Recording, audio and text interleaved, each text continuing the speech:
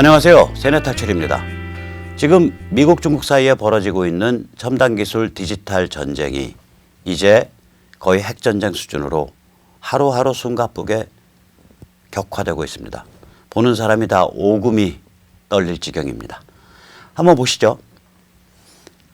미국의 수도 워싱턴 DC에서 지하철을 이제 추가해서 놓는데 거기에 중국 기업 중거중철하고 중국에서 아주 잘 나가는 지하철 철도 차량, 고속철 철도 차량 회사가 입찰 자격까지 박탈될 지경에 이르렀습니다. 중거중철은 그전에 중국이 고속철을 놓기 시작할 때 프랑스의 알스톰, 독일의 지멘스를 중국이 살살 겁박해서 노하우를 뺏어가지고 만들어진 기업입니다. 우리도 무슨 이런 일 많이 했었죠. 그런 거 이렇게 무기 구입 때도 하면은 설계도 같이 달라 뭐 이런 요구를 많이 해서 실제로 많이 받았었습니다. 그렇게 해서 우리의 첨단 기업이 발전을 했죠. 중국과 우리의 차이는 우리는 그렇게 만들어진 힘을 가지고 굉장히 다원적이고 자유민주주의적인 그런 사회를 만들고 개인의 존엄성, 시민의 자유, 그다음에 공정한 세계시장 이런 방향으로 발전해 왔음에 반해서 중국의 경우에는 그렇게 뺏은 기술, 뺏은 노하우를 가지고 쌓은 힘을 가지고 세계 질서에 대해서 전쟁을 벌이고 도발을 해온 거예요. 그게 결정적인 차이입니다. 아무튼 미국은 중국 제조 2025 이게 2015년에 발표된 중국의 야망찬 계획이죠. 거기에서 거론되는 10대 분야 모두에 대해서 5.16 행정명령을 적용할 가능성을 내비치고 있습니다. 중국 제조 2025에 포함되어 있는 10대 분야라는 건 뭐냐면 정보기술, 로보틱스, AI, 녹색에너지, 녹색차량, 우주항공, 해양 엔지니어링 및 첨단 선박, 발전장비, 신소재, 제약, 농업기계 이렇게 이루어져 있습니다. 한마디로 이런 분야에 해당하는 그러한 부품 혹은 기술 이것을 중국에 수출하지 못하게 하겠다. 이게 지금 미국의 움직임입니다. 중국 보고 주저앉으란 소리죠. 여기에 대해서 이제 중국 쪽 반응을 보면 사실은 속수무책 상태에서 정신승리를 하고 있습니다. 엊그저께 화웨이 사람들이 삼성, SK, LG를 해집고 돌아다녔다는 기사가 났습니다. 저 그거 보고서 한 5분 웃었습니다. 삼성은 화웨이에 메모리 반도체를 공급하고 SK도 메모리 반도체 공급하고 LG는 스마트폰에 쓰이는 OLED 액정 화면을 공급하죠. 화웨이가 가서 뭐라 그랬냐. 야, 우리 끄떡 없어. 계속 생산할 테니까 앞으로도 잘 공급해. 그러고서 폼을 잡았습니다. 원래 순조로운 거래 관계가 이루어질 때는 이 미리미리 이 납품하는 데서 준비를 해둡니다. 그래서 이 납기를 줄입니다. 그런데 삼성, SK, LG 입장에서 보면 화웨이가 문 닫을 가능성이 있는데 미리 화웨이용으로 만들어 놨다가 그거 나중에 어떻게 할 거냐고요. 방법 없잖아요. 그러니까 말은 그렇게 하죠. 뭐 당장은 거래를 끊을 생각이 없습니다. 삼성, SK, LG가 다 그렇게 얘기했죠. 그러나 속으로는 어떻게 했어요? 이 사람들 바보 아닌데. 화웨이가 선금을 100% 먼저 질르면 모를까? 한 80% 먼저 질르면 모를까? 그냥 야, 우리 계속 정상 생산하니까 미리미리 잘 준비하고 계셔. 이렇게 말을 아무리 하고 다닌다 해도 면전에서는 네 알겠습니다 하지만 속으로는 웃기고 있네. 그러고 준비 안 하죠. 효과 없는 짓을 한 거예요. 지금 삼성은 그 정도가 아니죠. 신문에 났는데 동남아 화웨이 폰의 신품 중고가가 아주 폭락을 했습니다. 이게 10%래요. 다시 말해서 제가 화웨이 대리점에 가서 한 80만 원짜리 아주 좋은 핸드폰을 산 다음에 스마트폰을 산 다음에 돌아 나와서 바로 중고로 팔면 얼마 받냐? 8만 원 받아요. 딱지 떼고 개통한 거 팔면. 삼성은 참고로 그런 신품과 다름없는 중고의 경우 한 50%, 45% 받습니다. 동남아의 경우에. 이제 이 지경이 벌어지니까 삼성이 치고 들어가죠. 옆에서. 바로 치고 들어가죠. 그래서 삼성이 바꿔주기 캠페인을 벌이고 있습니다. 다시 말하자면 화웨이 80만 원짜리 폰 갖고 오면 삼성 100만 원짜리 폰 내주면서 20만 원만 받고 삼성 100만 원짜리 폰을 내주는 겁니다. 삼성이 이제 화웨이가 흔들리는 틈을 타고 치고 들어가는 거죠. 그래서 이 미중 전쟁이 반드시 우리한테 불리한 것만은 아닙니다. 지금 삼성 아마 대박치게 생겼습니다. 그 다음에 이제 이 지경이 되니까 중국이 너무 무력해지니까 이러다가 김정은이도 말 안 듣게 생겼거든. 그러니까 그냥 문재인 정부부터 주워박죠. 메시지를 보내는 거예요, 북한한테. 야, 우리 너 잊지 않고 있어. 메시지 어떤 식으로 보내냐. 야, 우리 저기 6.25 때 참전했잖아. 6.25 우리 전쟁이기도 하잖아. 근데 6.25 참전에 대해서 우리한테 이겼다고 저 대한민국 잡것들이 몇십 년 동안 8.5호라고 불러. 8.5호? 그때 오랑캐를 무찌른 호수란 뜻이거든요. 로가 그게 오랑캐로란 말이에요. 그러니까 중국이 우리 보고 야, 그 8.5 이름 바꿔. 8.5 이름 바꿔. 이거는 대한민국을 겨냥한 얘기가 아니에요. 청중이 어디냐면 평양입니다. 김정은이나 평양이 얼마나 흔들리면 중국이 그 짓까지 하겠어요. 북한마저 달래야 하는 지경에 이르렀다는 얘기입니다. 미국 무서워서 시진핑은 지금 서울도 못 오고 평양도 못 가죠. 평양을 건너뛰고 서울 오면 평양도 속썩이는 거고 미국도 속썩이는 거고 서울을 안 가고 평양을 가면 미국을 속썩이는 거고 지금 방한 방북은 꿈도 못 꿉니다. 그러니까 뭐 시진핑이 방한을 한다는 동 방북을 한다는 동 이렇게 떠들어왔던 기레기들은 오늘부터 펜을 꺾으시고 딱 한 달만 집에서 반성문 쓰시면서 영혼과 머리를 가다듬으시기 바랍니다. 이 이상하게 생긴 아저씨 사진의 오른쪽 이 아저씨가 이제 그 화웨이 회장 창업 대표이사죠. 창업 대표이사 런정페이인데 이 런정페이가 뭐 기껏 한다는 소리가 우리 화웨이 사람들은 설날에도 집에 안 가고 고난의 행군을 했습니다. 장진호 전투 정신으로 싸워나가면 됩니다. 미중전쟁 초기가 힘들었을 뿐 이제는 각오가 돼 있어서 최상 상태입니다. 2차 대전 독일과 일본이 패망하면서 대량의 공업기초가 훼손됐지만 아무것도 없어도 사람만으로 재기할 수 있었습니다. 뭐 이런 그 정신승리 소리나 하는 거예요. 방법이 없어요. 중국 입장에서는 지금. 방법이 없습니다. 그래서 여기서 야, 이거 미중전쟁 맞냐? 그러니까 전쟁인 게 맞냐? 일방적인 구타 아니냐? 우리가 일방적 구타하고 전쟁은 다르잖아요.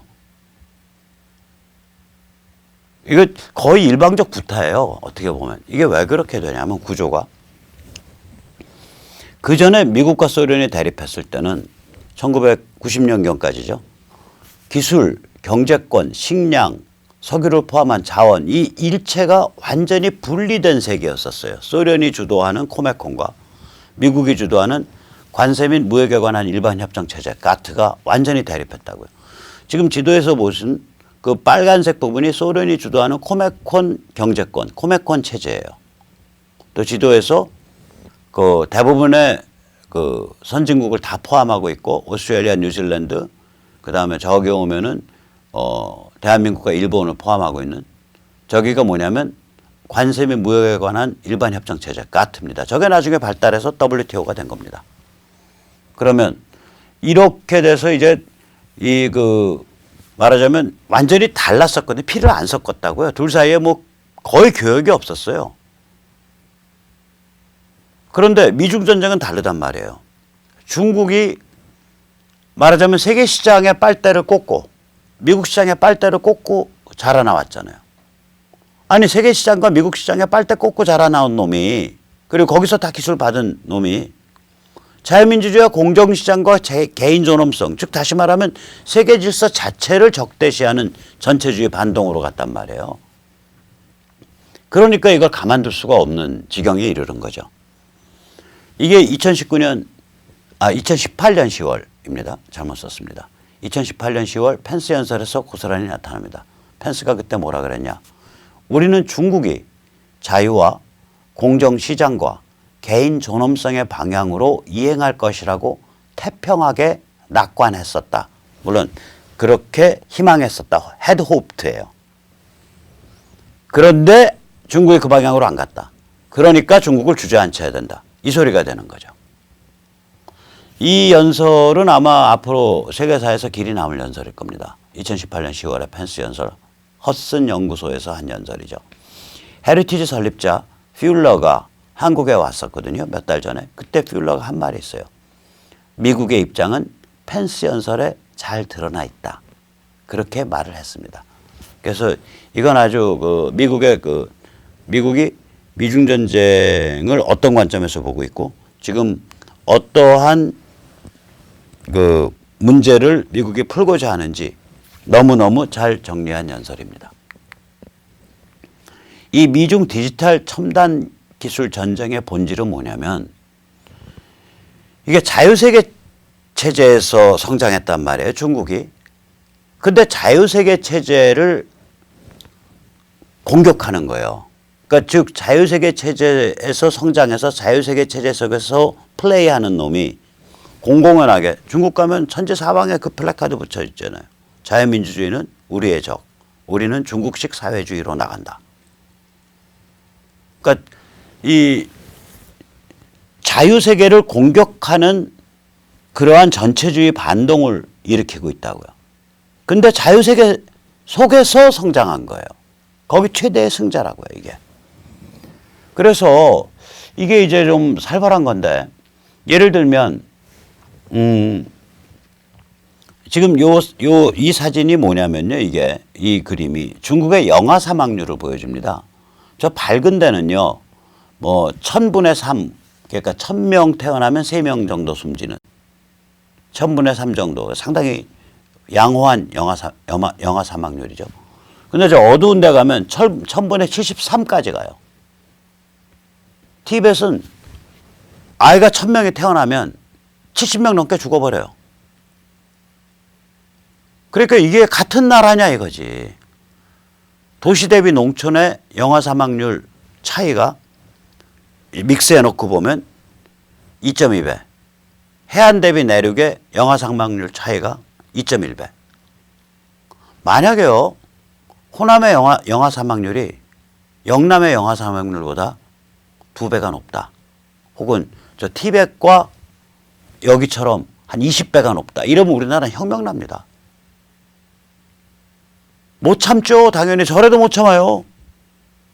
이게 어떤 건강과 생활 수준을 보여주는 단적인 지표가 영아 사망률이거든요. 이게 이 정도 차이 난다고요. 이게 내부식 민주예요. 그러니까 내륙에 있는 사람들은 어떻게든 도시에 가서 저기 중간에 저기 해안 지역 바로 옆에 시꺼먼 데 있잖아요. 안휘, 허베이, 허남 뭐 이런 데들이니까 저기 사람들 어떻게든 해안 지역 가서 일을 해요. 근데 이 사람들 신분은 뭐냐? 우리로 치면 불법 체류 외국인 노동자예요. 농공. 애를 낳아도 자기들끼리 눈이 맞아서 남녀가 애를 낳아도 그 애는 공립학교도 못 가. 아주 질이 안 좋은 그냥 사설 학원에 보내야 돼요. 그럼 애가 제대로 교육을 받겠어요? 그럼 걔도 역시 어머니 아버지의 호적을 물려받아서 걔도 또 불법 체류 외국인 노동자로 아니 낳고 자란 게 예를 들어서 심천인데 걔도 여전히 불법 체류 외국인 노동자로 못 배운 상태에서 하층민 생활할 수밖에 없는 거예요. 신분이 대대손손이 내려가죠. 이게 내부식 민지 아닙니까? 그래놓고 국민을 우민화시키기 위해서 유튜브 끊어, 구글 끊어, 페이스북 끊어, 트위터 끊어, 모든 소셜미디어 다 끊어. 이런 체제거든요, 여기가. 그러니까 이 체제를 가지고 밖을 도발을 했단 말이에요. 안은 이렇게 만들어 놓고. 이 체제가 되니까 뭐 노동운동이 있을 리도 없고 뭐 정부가 원하는 대로 코스트 조정이 가능하고 그러니까 수출 경쟁력이 생기고 외화 엄청 벌어들이고 그 외화와 달러를 가지고 온갖 짓 다 하고 돌아다니는 거죠. 미국 막 학계에 질러, 대한민국 학계에 질러, 미국 언론계에 질러, 대한민국 언론계에 질러, 미국 정치권에 질러, 대한민국 정치권에 질러. 그 다음에 아무거나 다 이렇게 첨단 기업 막 인수하고 그 다음에 뭐 파키스탄 같은 데 차관 주고 스리랑카 차관 주고 지부티 차관 주고 예멘 차관 주고 뭐 이런 식이죠. 말하자면 베네수엘라 차관 주고 이 짓을 한 거예요. 이 짓을. 그러니까 이거 가만두겠냐 이거예요. 그래서 이 미국의 이 여론과 정치가 우리가 좀 잘 봐야 됩니다. 어느 정도 이게 성숙해 있냐. 트럼프 진영은 처음에는 그러니까 굉장히 지능적인 집단이에요. 저 트럼프 진영이. 처음에는 사람들이 느끼기에 딱 피부에 와서 느끼는 문제. 무역 적자를 갖고 딱 튀어나왔어요. 그게 작년 이맘때죠. 정확히 튀어나온 게. 그래 놓고 이걸 점점 에스컬레이트 시켜갖고 지금은 뭐냐면 첨단 기술, 디지털, 핵전쟁까지 번진 거예요. 이제 인류와 문명과 세계를 위한 전쟁이다라고 선언을 한 거라고요. 그러면 미국 내 친중 진영은 뭐냐? 지금 요새 가만히 미국 언론 보면서 친중 발언하는 사람들의 그 논리적 근거가 뭐지? 그럼 딱 세 개밖에 없어요. 결국 뭐냐면 투자자 손해봐. 중국에 투자한 사람도 손해본다. 두 번째, 애플이나 나이키 같이 중국에서 생산하는 기업도 손해본다. 세 번째, 지금까지는 손해를 안 봤는데 미국의 소비자들이 좀 손해볼 거야. 이 셋밖에 없어요. 주장의 내용이. 트럼프 진영에서는 야 이거는 지금 중국 저대로 내버려뒀다간 우리 미국도 큰일 나고 세계가 큰일 나고 문명이 큰일 나. 지금 저거 손봐야 돼. 트럼프 진영은 그렇게 밀고 나가고 있는데 여기서 앵앵앵앵 거리면서 투자자가 오늘 지금 손해를 보게 생겼습니다. 나이키가 손해를 보게 생겼습니다. 지금까지는 괜찮은데 소비자 여러분도 손해를 볼 것 같습니다. 이렇게 앵앵앵앵 울먹이면 그게 먹히냐고요. 거기다가 지금 미국이요. 미국인의 75%가 경제가 더할 나위 없이 좋다라고 응답해요. 실제로 지역에 따라서는 실업률이 1.5%대 이렇게까지 낮아졌어요. 1.5% 가면요. 이거는 완전 고용 상태거든요. 그러니까 이 어떤 추세냐면 지금 미국이 그러니까 그러니까 이 직장을 찾는 사람보다 사람을 구하는 직장이 더 많은 거예요. 그러니까 이거 거의 완전 고용 상태로 지금 가고 있다고요. 그런데 더 재밌는 건 우리 같으면 민노총은 뭐 억대, 2억대 원봉 가고 밑에는 뭐 저기 뭐야 완전히 깨죽 쓰고 있고 이런 식이 아니고 이 경제 호황의 최대의 수혜자가 누구냐? 서민층과 중하층이에요. 그러니까 내년에 지금 뭐 이게 상황이 워낙 지금 살벌해진 거죠. 이거 한번 그러니까 이 조 바이든 저기 뭐 조진핑 조 차이나 이 떠드는 소리 한번 보세요. 2016년에는 오바마가 대선 전국 때 오바마가 트럼프를 겨냥해서 뭐라 그랬냐면 야, 제 말이야. 저기 뭐야 그 경제 자기가 대통령 되면은 뭐 경제 성장을 일으킨다 그러는데 어떻게 하겠냐 하고 물어보면 나 답 없어 라고 말할 수밖에 없을 거야. 그건 뭐 트럼프라 그래야 뾰족한 수 있겠냐. 2016년에 오바마가 분명히 그렇게 얘기했다고요. 근데 2019년에 바이든이 2016년에 부통령이에요. 바이든 뭐라 그러냐. 지금 트럼프 경제 성장은 다 오바마 바이든 체제에서 만들어진 거야. 그렇게 얘기해요. 사람들이 바보냐고 미국인들이. 전혀 다른 말을 아주 그렇게 뻔뻔하게 하니까 다 비웃는다고요. 한번 직접 보세요. 제가 이게 하는 말이 아니고 직접 보시는 게 나아요. 이럴 때는. 예. Well, how exactly are you going to do that? What are you going to do? What magic wand do you have? And usually the answer is he doesn't have an answer. 아니 어떻게 할 거냐, 어떻게 그럼 너 경제 저기 살려낼 거야라고 물으면 I don't know. 그게 answer가 될 거다. 그게 답이 될 거다. 분명히 오바마가 그렇게 하면서 트럼프를 공격했다고요. 그런데 2019년에 바이든은 무슨 짓을 했냐?